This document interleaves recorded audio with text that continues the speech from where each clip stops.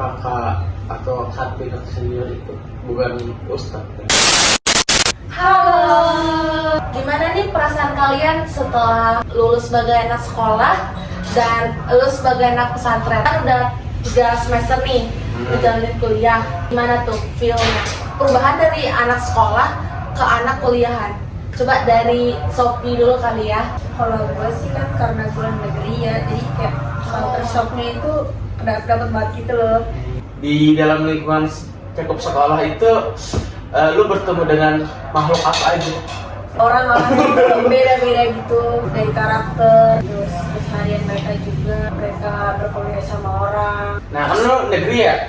Gue mau nanya nih, pergaulan dalam sekolah negeri itu gimana sistematiknya? Kan dia bebas, apa ada larangan tertentu?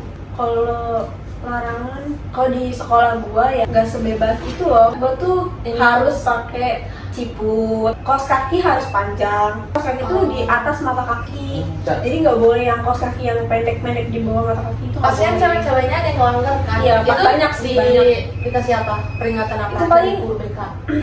Paling kena SP kayak besok gak boleh lagi. Tapi cuman kalau ciput nih ya, ciput sekalinya lu datang nggak lu ke sekolah nih nggak pakai ciput, nah terus kan ketahuan kan rambut yang nggak pakai ciput sama yang pakai ciput itu. Nah, nanti itu kalau misalkan biasanya kan ada guru kan buat salim kayak misalkan mau masuk gitu kan, terus ya itu biasanya kalau misalkan ketahuan sama ada satu guru yang killer banget, dia itu pasti tahu nih anak-anak mana sih yang nggak mau pakai ciput, dipanggil sama dia disuruh pulang. Jadi nggak jadi sekolah? Nggak jadi sekolah nggak apa-apa. Terus absennya ya udah kosong berarti. Kayak ciput tuh harus banget dipakai. Lu pernah nggak kayak ngelanggar salah satu perintah guru BK? Gue kan anak baik. Terus gue nggak pernah melanggar. Oh iya, lu swasta nih. Gimana nih kalau nih swasta nih? Banyak larang. Banyak larangan, tapi namanya juga swasta ya, anak-anaknya gimana sih ngelanggar? Iya, banyak yang badung. Di depan gerbang kan ada guru BK, tapi tetap aja banyak yang lolos gitu loh, siswa-siswanya masuk ke. Banyak yang menghiraukan. Iya, banyak yang menghiraukan. Kayak contoh nih, pakai lip tint. Kan di sekolah kan boleh pakai lip tint. Itu sama guru BK kayak dihapus, tapi di kelas ditacap lagi sama siswa-siswanya. Oh iya, gue juga gitu. Iya, sama. Gak boleh pakai makeup. Gak boleh pakai makeup sama iya. Iya, tapi tetap aja pakai masker mereka. Kan otomatis kan guru yang di depan kan nggak ngeliat nih kalau si cewek ini pakai makeup. Terus yang kedua rok, masalah baju sama rok. Itu kan banyak banget di swasta tuh dikecilinin. Gak apa-apa sih karena FOMO aja ke teman-teman, pada dikecilinin bajunya, roknya, kita kayak ikut-ikut aja. Terus sama keterlambatan itu 15 menit, kalau telat dari situ nggak boleh masuk. Gerbangnya udah ditutup sama satpam. Terus gue mau nanya lagi nih terkait sekolah negeri sama swasta. Hal tergelap yang pernah kejadian di mencakup lingkungan sekolah lu apa? Pasti ada sisi gelapnya sekolah tersebut. Sekolah gua dulu sisi gelapnya mungkin kebanyakan orang-orang pada suka bilang suka tawuran. Sekolah gua tuh kayak terkenalnya suka tawuran sama anak SMA lain. Kalau misalkan sekolah gua, gurunya sih yang korupsi ya. Waktu itu ada ketahuannya itu pas tahun yang gua itu udah lulus. Tapi tahun gua itu udah tahu kalau misalkan emang ada guru ini yang korupsi yang sebanyak itu loh gitu. Kalau negeri, tapi dia ngekorupsinya itu siswa yang buat beli bangku biar si siswa ini bisa di sekolah ini gitu. Itu ketahuan pas lulus. Pas lulus? Iya. Diketahuan sama satu angkatan lu? Satu angkatan gua upload ke sosmed, terus ada beberapa guru terus masuk ke sosmed itu untuk bilang tolong dong jangan disebarin gitu. Berarti pelakunya satu orang atau banyak? Satu orang. Jadi si yang korupsinya ini dibully terus sama anak angkatan gue yang sekarang. Iya. Terus abis itu guru-guru yang ada beberapa guru-guru gitulah yang kayak ngebela sekolah. Berarti biar apa sih kayak repot. Padahal itu guru ya? Iya, biar reputasi si sekolah ini gak jatuh gitu loh. Nih, lo kan pesantren nih. Katanya anak pesantren. Jadi gimana sih? Sebanyak apa sih? Iya. Buluk busuk. Dulu. Kebaikan dulu. Iya, boleh. Gua bangun jam 4, mandi, sholat tahajud, lanjut belajar, setengah 6 belajar kitab, lalu dilanjutin sekolah biasa. zuhur dilanjutin dengan pembelajaran bahasa. Pondok gua diwajibin berbahasa Inggris atau Arab. Lo nih ngomong gue G W berarti 2 kali.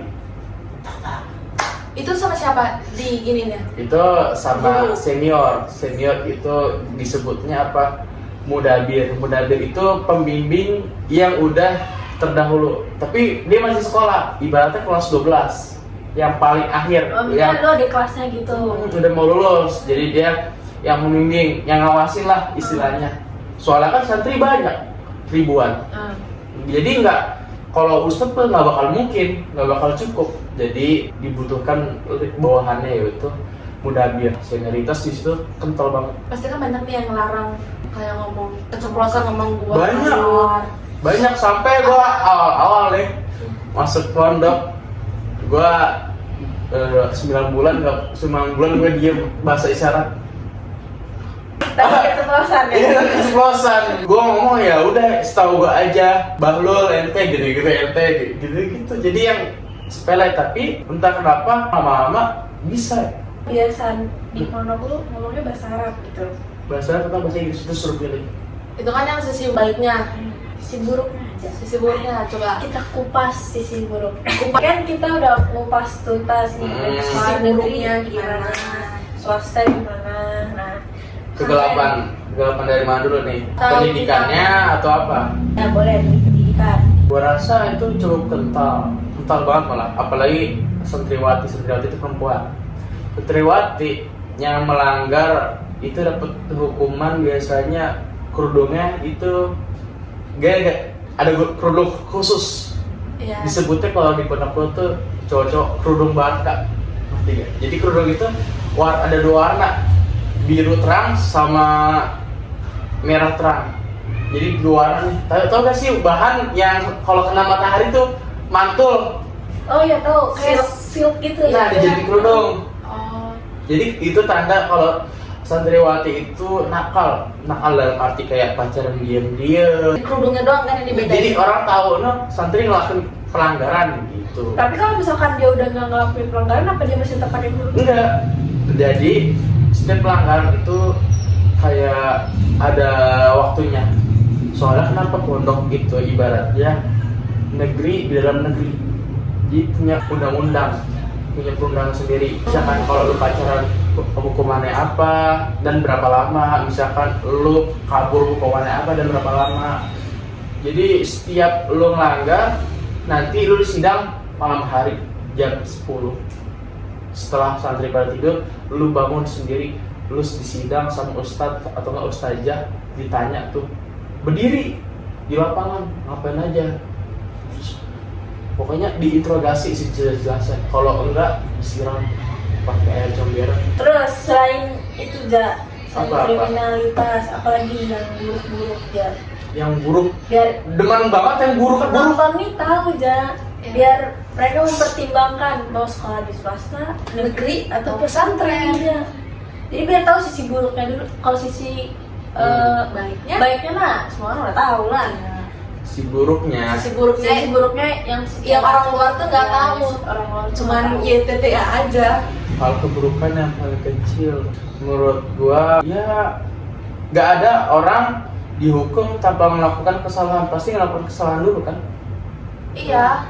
Tapi yang nggak enaknya di situ tuh lu melakukan hal kesalahan kecil, nanti sama senior atau cutting kalau bahasa kuliahnya ya, Iya. lu bakal masalah dibesar-besarkan. Hukumannya itu di luar tanpa sepengetahuan ustaz. Jadi dia hukum seenaknya dewek bahasanya lah, semaunya sendiri. Emang ustadznya nggak notice gitu kalau ada Iya, senior? soalnya hukumannya hukum dia hukumnya jam 1 malam, jam 2 malam. Gimana orang mau tahu? Mana ada orang tahu dihukum jam segitu tiba-tiba. Pernah waktu itu kejadian pas temen gua ngelakuin, 2 orang tersebut ngelakuin kesalahannya kecil mungkin menurut gua ya. Dia cuman kayak caper di depan santriwati yang lewat nyebrang gitu, dia caper Di kiu kiu kiu bukan kiu. bukan bercanda, 2 orang saling perut-perutan celana.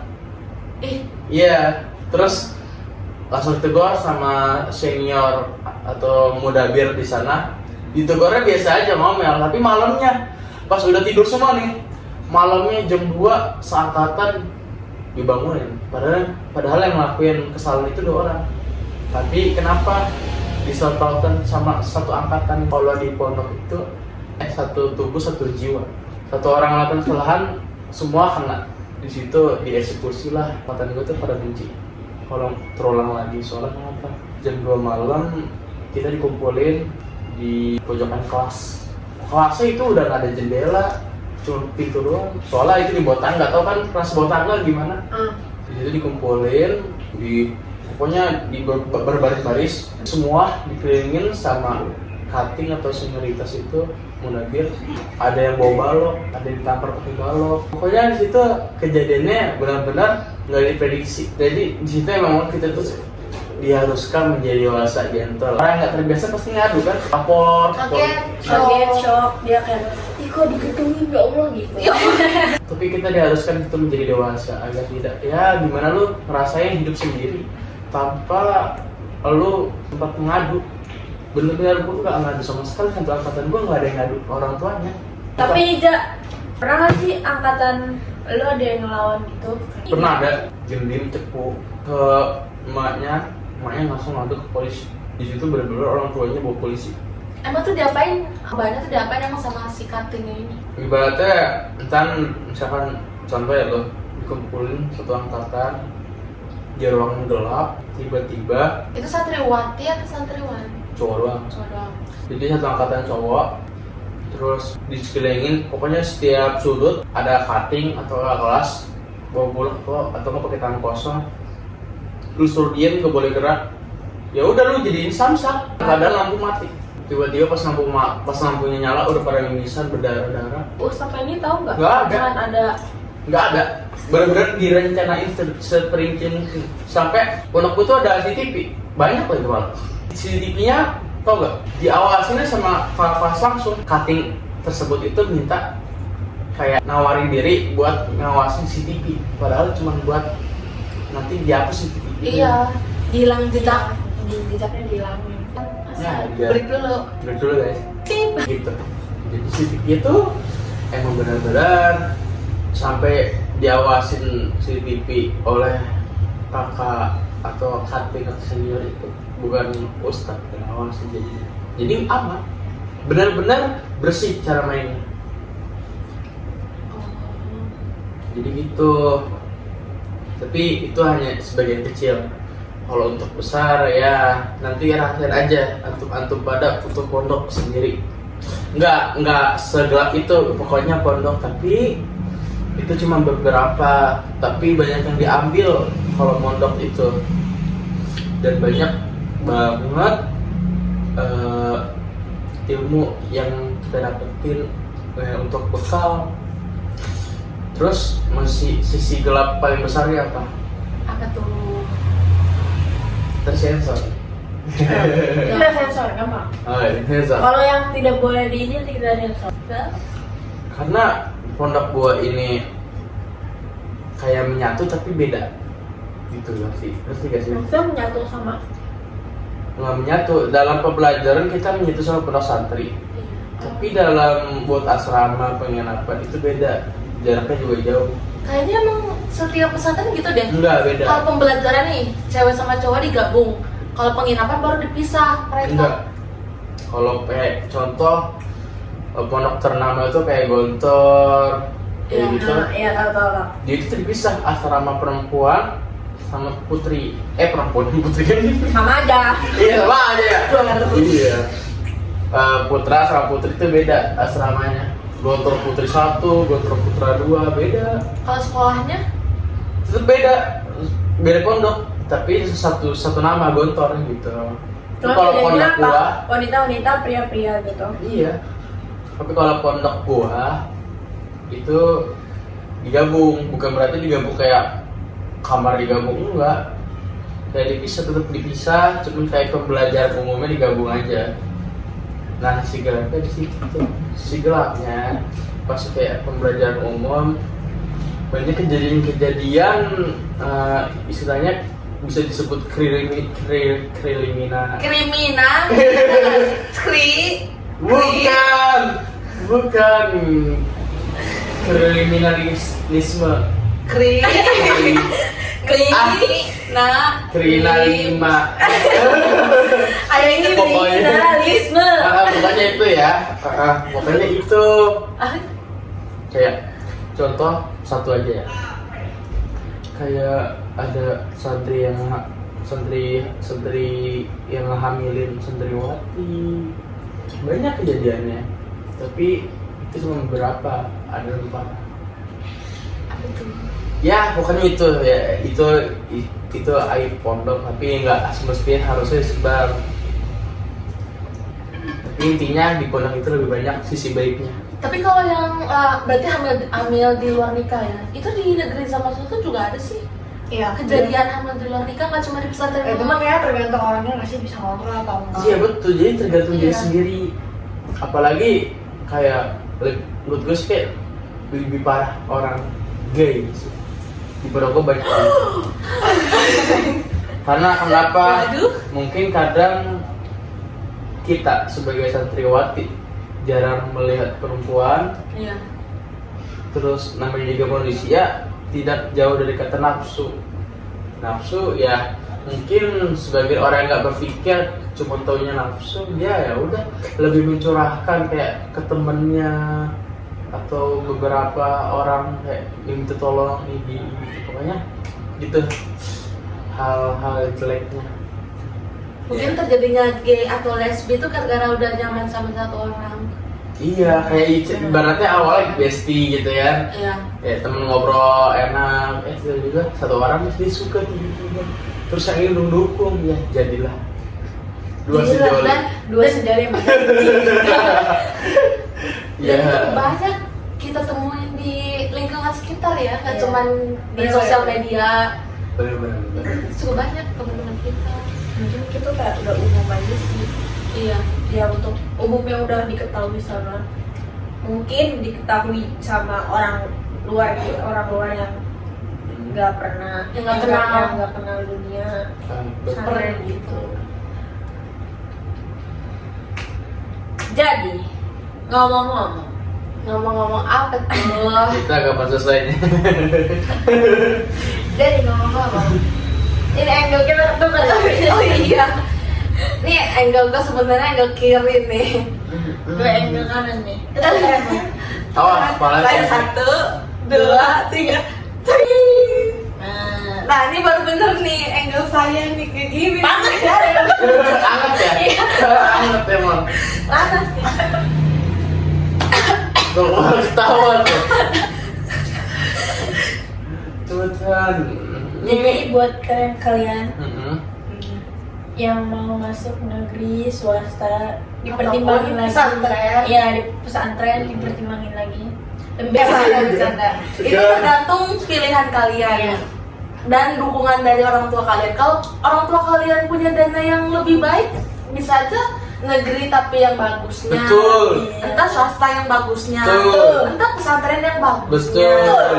Itu tergantung pilihan kalian masing-masing. Betul. betul. Betul. Negeri 2, 3. Betul. Negeri juga punya sisi positif, sisi baiknya. Iya. Swasta juga ada, pesantren juga ada. Berarti kan itu tergantung diri kita sendiri ya. Iya. Nggak sih? Lu mau masuk ke dalam perjurusan yang sangat tidak baik itu atau yang mau yang baiknya? Itu guys. Jadi namanya juga hidup itu pilihan guys. Asik. Asik, paham? Udah, Udah jam berapa nih? Udah habis kali waktu kita ini. ya gua kayak mau ke kantor dulu abis ini. Ya udah yuk. Udah, ya udah. Ya. Closing dulu, Ya, closing. terima kasih yang sudah nonton. Podcast apa kada? Gimana? Ya, kita Podcast apa adanya. bisa adanya. Apa adanya? Udah, sama podcast still. Podcast apa kadanya? Podcast ini bertujuan untuk kalian untuk pembelajaran bahwa hidup itu pilihan. Mau buruk atau baiknya itu ya itu pilihan kalian, ada di tangan kalian. Jangan salahkan orang kalau kalian ngelakuin hal buruk, salahkan diri sendiri. Asik. Paham. Sabar doang. Paham. Paham. Thank you ya. Mohon maaf apabila ada kata-kata yang tidak enak di hati penonton. Penonton. Oh, Kebayang deh lu. Oh iya, jadi ya. Udah Ya, ya guys. makasih ya. See you guys. See you.